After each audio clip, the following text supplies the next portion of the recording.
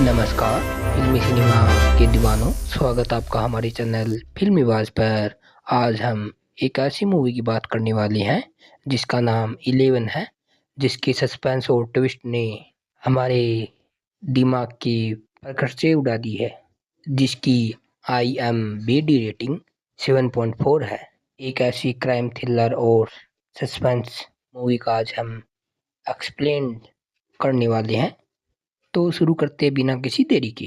शुरू में हमें दिखाया जाता है कि एक आदमी को मारकर उस पर पेट्रोल डालकर उसको जलाया जाता है। और अब दूसरा सीन जिसमें एक फाइनेंस कंपनी जिसमें गहनों की चोरी हो गई है, वहाँ के सिक्योरिटी गार्ड को गोली मारकर वो फरार हो गए हैं। उसी वक्त एंट्री होती है हमारे हीरो अरविंद की, जो कि एक पुलिस वाले हैं। मूवी में दिखाया गया है कि वो चुटकियों में चोरी या किडनैपिंग के केस चुटकियों में सोल्व कर देते हैं। इस केस को उस पर सौंपा जाता है, लेकिन वो अगले ही दिन इस केस को सोल्व कर देते हैं। तो कैसे उन्होंने केस को सोल्व किया? सबसे पहले उन्होंने जिस गहनों की चोरी हुई उस पर ट्रैकिंग डिवाइस लगा दिया था, जिससे चोरों की लोकेशन पता चल गई और उनको वो पकड़ लिया। अगले सीन में हमें किडनैपिंग की दिखाया जाता है, जो कि एक रंजीत नाम के ऑफिसर है। उसको समझ में नहीं आता, लेकिन हमारे अरविंद को केस दिया जाता है और वो सोल्व कर देता है। अब आप सोच रहे होगी कि ये तो नॉर्मल स्टोरी है, लेकिन ट्विस्ट आगे आने वाला है। शहर में एक सीरियल किलर की एंट्री होती है और वो 2 नहीं 3 नहीं बल्कि 4 मर्डर करता है। हर मर्डर में एक पैटर्न छोड़ के जाता है। उससे पहले एक रंजीत नाम का ऑफिसर होता है जिसको केस दिया जाता है। जब वो केस को जोन करता है तो सब 2 मर्डर होते हैं, लेकिन वो उनसे कुछ पता नहीं चल पाता। बाद में हमारे अरविंद को सौंप दिया जाता है केस। अरविंद केस लेते ही अपने काम पे शुरू लग जाता है। वो पहले इन्वेस्टिगेशन करता है जहाँ पे क्राइम हुआ, पुरानी फाइल देखता है और पता चलता है कि कुछ पैटर्न है जो सीरियल किलर अपना रहा है। उसी वक्त हमारे रंजीत जो कि ऑफिसर है, वो घर जा रहे थे। उनकी गाड़ी फट जाती है, उनको सिर पे लग जाती है और वो कोमा में चले जाते हैं। अरविंद के केस संभालते ही मर्डर की संख्या बढ़ जाती है और 6 हो जाती है। उसको भी कुछ समझ में नहीं आता। मर्डर अलग अलग जगहों पर और पैटर्न सेम हो रहता है। रंजीत तो कोमा में चला जाता है, लेकिन ये सर दर्द आता है अरविंद पर। कहानी में मोड़ जब आता है जब मर्डर रैंडम नहीं बल्कि जुड़वा को निशाना बनाया जाता है। अरविंद को इन्वेस्टिगेशन से पता चलता है कि मरने वाला उनके भाई बहन एक स्कूल के थे। ट्विंस ब्रदर्स फ्लैशबैक में चले जाते हैं। तो फ्लैशबैक में दिखाया जाता है कि 2 भाई होते जो कि एक स्कूल में जाते हैं। उसमें एक कॉमन सिस्टम ये था कि उस स्कूल में सिर्फ जुड़वा बच्चे ही एडमिशन ले सकते हैं।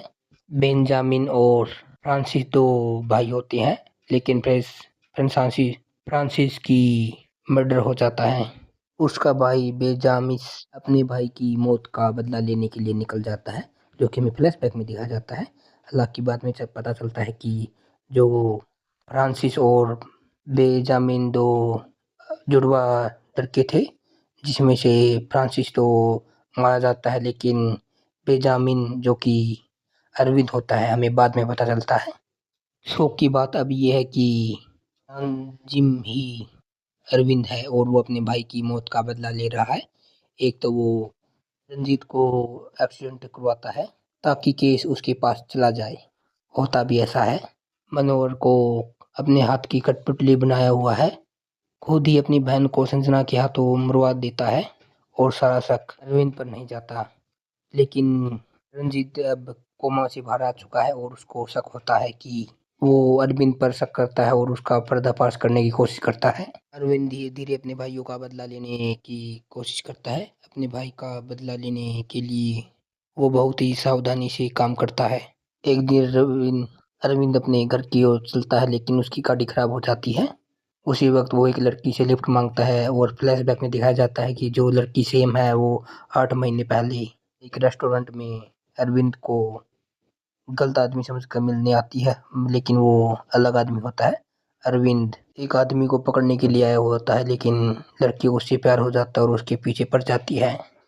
अब आते हैं इस मूवी की क्लाइमैक्स पर। क्लाइमैक्स में हमें दिखाया जाता है कि अरविंद लास्ट आदमी को मारने के लिए खुद जेल में चला जाता है और पहले उस आदमी को मारता है और फिर लास्ट में वो जहर खाकर खुद मर जाता है, क्योंकि उसको लगता है कि उसका भाई फ्रांसिस इस दुनिया में नहीं रहा और वो अरविंद, उसका एक ही मकसद होता है कि अपने भाई का बदला पूरा करना, और बदला पूरा हो जाता है और वो जहर खा के मर जाता है। मूवी का बजट 4 करोड़ है और इस मूवी ने 8 करोड़ रुपए कमा चुके हैं। अगर दोस्तों आपको हमारी वीडियो पसंद आई तो वीडियो को लाइक करना, चैनल को सब्सक्राइब करना। हम ऐसी वीडियो आपके लिए लाते रहेंगे। धन्यवाद। मिलते हैं एक और नए रिव्यू में। तब तक देखते रहिए फिल्मी आवाज़।